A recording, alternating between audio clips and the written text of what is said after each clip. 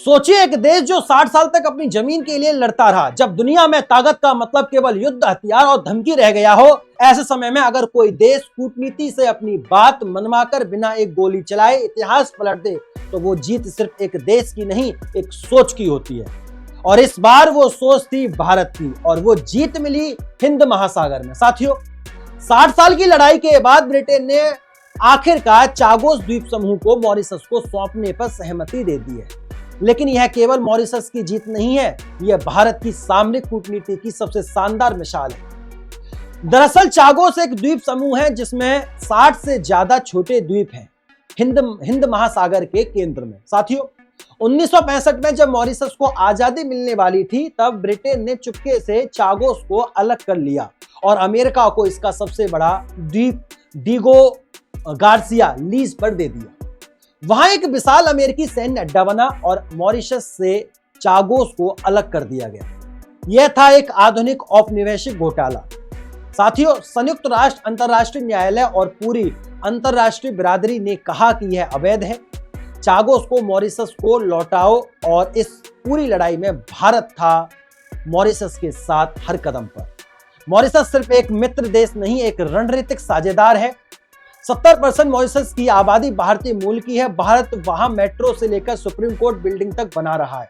2015 में भारत ने अगालेगा द्वीप पर एयर स्ट्रिप और सुरक्षा ढांचा खड़ा किया, और भारत ही है जो मॉरिशस की कोस्ट गार्ड और नेशनल सिक्योरिटी का प्रमुख बनाता है, वह भी भारतीय अफसरों के जरिए। साथियों, अब सोचिए, जब चागोस वापस मॉरिशस के पास जाएगा और मॉरिशस भारत का इतना करीबी है, तो क्या वो द्वीप हमारे लिए भी रणनीतिक महत्व नहीं रखेगा?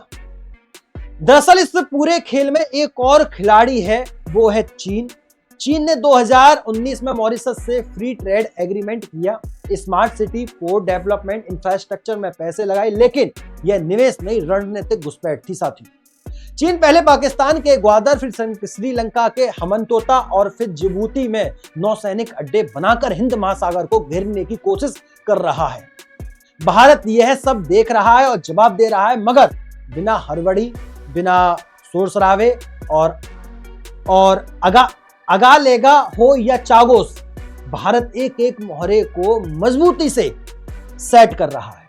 इस समुद्री शतरंज पर चागोस का नया समीकरण और भारत के लिए क्या बदल रहा है, यह भी जान लेते हैं। साथियों, दरअसल अब जब चागोस मॉरिशस को मिलेगा, भारत को मिलेंगे यह फायदे चागोस हिंद महासागर के बीच में है। यहां से भारत समुद्री ट्रैफिक, पायरेसी, ड्रैक्स और चीनी जहाजों की हरकतों पर नजर रख सकेगा। डिएगोस गार्सिया पर अमेरिकी बेस तो रहेगा, मगर अब मॉरिशस की संप्रभुता के साथ भारत अमेरिका और मॉरिशस के बीच एक संतुलनकारी शक्ति बन सकता है। जहां चीन बंदरगाह बनाता है, भारत दोस्त बनाता है।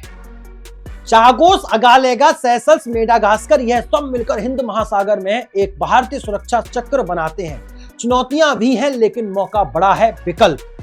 भारत के सामने कुछ चुनौतियां भी हैं, चागोस के विस्थापित लोगों के हक, मॉरिशस की आंतरिक नीति और अमेरिका के साथ समझौते और चीन की संभावित प्रतिक्रिया।